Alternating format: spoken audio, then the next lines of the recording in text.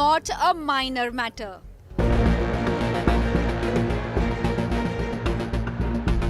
Hoax threats, but real menace.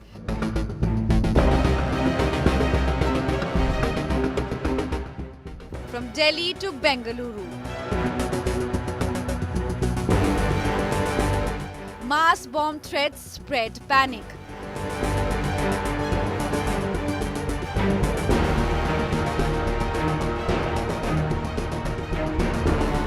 Chilling threat of you deserve to suffer.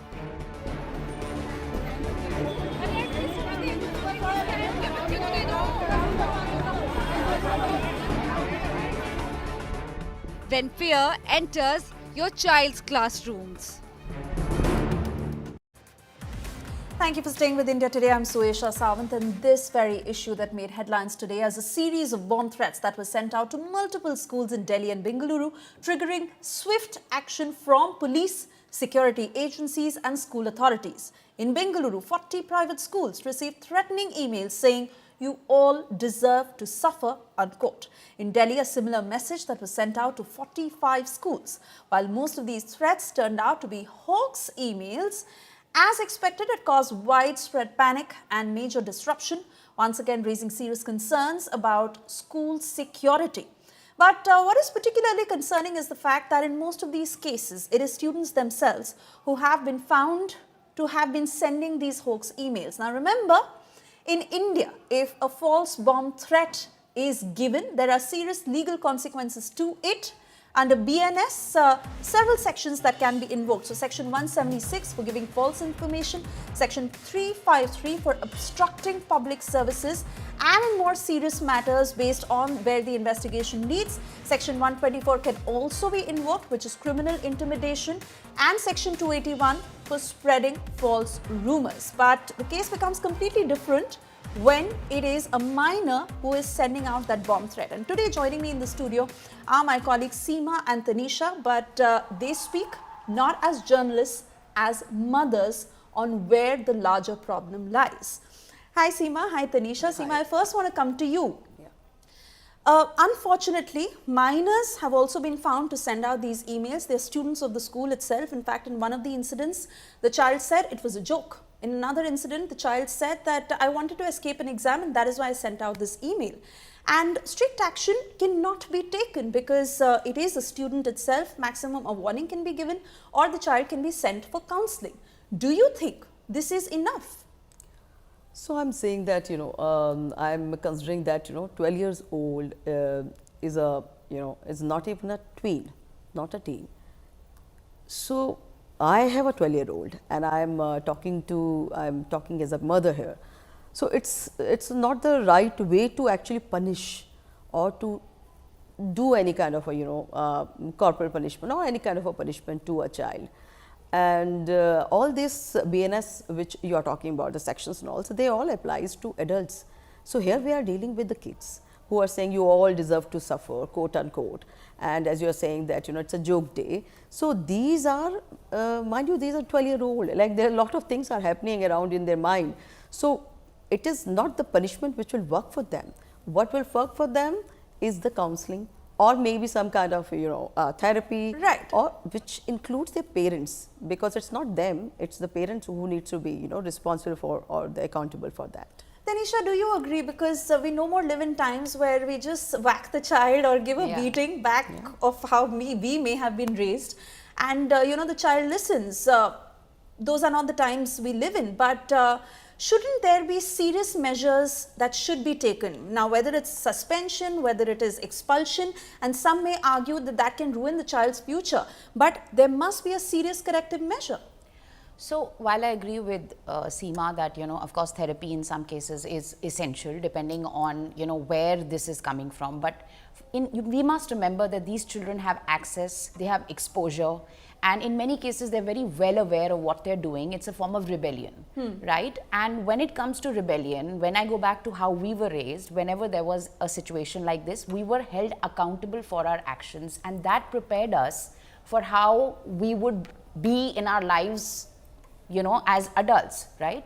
So I feel as parents, we have a responsibility also to teach our children that your actions will have consequences. So I don't agree that there should be no consequences. I think there should be harsh consequences, because let's remember, 12, 13, 14, 15, 16, 18, they are minors, but the issue is not minor. It's a bigger problem that causes a huge collective problem. Tomorrow if there's actually a bomb threat, people may not take it seriously because of these hundreds of, hoax calls that children are doing. So, and also the other problem is that if we don't set an example, if we are not strict about this situation now, then what is the message you're giving to, the society at large? As a mother, I ask, are we in a bid to become friends with our children, over pampering them such that they get such a strong sense of entitlement that they don't know where to draw the line? I completely get it, and as you're also saying that we are overprotective to them. But the point here is, what is the strict action has to be taken. So when, as you are saying about the expulsion or about, maybe the suspension, these are not for 12-year-old kids. I would say, because what's the point of, identifying them into in the public or in the school or something like that. So this will actually, degrade what you wanted to create out of the child. What is the possibility that they will, feel mentally torture after that, and all those kind of things. So I completely feel that yes, there are overprotective parents, fine, but it is a parent who needs to take the responsibility and accountability of the whole thing, and the counseling of the child and including the parent is necessary, rather than talking about giving some harsh punishment or some kind of what you're talking about. So I would say that it's big no for me. But how much can a parent really control, given that we live in times where both parents are mostly working, and there is only so much that you can continue to find out and connect on with the child, and this is a serious problem. What if there is a bomb threat that is for real? I mean, parents are now reaching a stage where so many of them have been hoax threats that somewhere they take it with a pinch of salt that this may not be real. You're absolutely right. That's what I'm saying, that this is going to lead to much more serious consequences if we don't take action now, whatever that action might be. Obviously, we have to ensure that it is in sync with the mental well-being of the child. The parents have to be on board as well, because I think it's a collective responsibility of us as parents to raise responsible citizens, right? And it starts from parenting. It's our responsibility as parents to raise them as responsible citizens, and this is the first step, taking responsibility for your actions, consequences, right? So I think we need to come up with a sort of plan on how we can make them aware of the responsibility of the consequences, while at the same time making sure that their mental health is taken care of, given that we live in such fragile times. Initially when these bomb threat emails used to come, there used to be chaos outside schools, and the cops would reach and the parents would rush to pick up their children. Now, of course, like I said, it has been repetitive, so the parents also don't react as strongly, which is a disturbing trend. Secondly, initially parents really wanted answers from the cops, from cybersecurity officials, to what the source of these emails are, and in some cases it was also found that it was from outside of India. But now with these particular cases of students sending emails themselves, where do we pin the problem and how do we focus on how to come out of it? So the problems comes clearly. See, you yourself says, escaping the exam. Okay, so we need to go to the source of the problem. Because if you're not going to the source of the problem, why the child is actually, as you're saying, busy parent or the working parent, something. So why the child is escaping the exam? So we need to work on that, rather to, do an action which will actually give, worse for the child. And as we know that the child is around of this much age, which has caused some kind of, trouble in the, in Delhi. So 12-year-old is a different mind. They are nowhere. So this is a time for the parents also. Sometimes you feel that they are friends, and sometimes you feel that they are very mature. So this is a different kind of the breed that we are talking about. So we actually need to work on the source, rather working on the some kind of a punishment, कि उसको suspend, and any kind of a thing that we are talking about it. So I would say You agree? Yeah. See, I think we need to know where we're going to draw the line, right? Now you're giving a bomb hoax and you say it was a joke because I wanted to miss the exam. Sounds simple, not so difficult, right? But then where do you draw the line? We know what's happening in the US right now in schools, right? So do we really as a society, I mean, let's be fair, like a 13-year-old knows what maybe an 18, 19, 20-year-old knew in terms of access to information in our generation, right? So a 13-year-old is far more exposed, far more aware, right? And they have, it's an act of rebellion right now.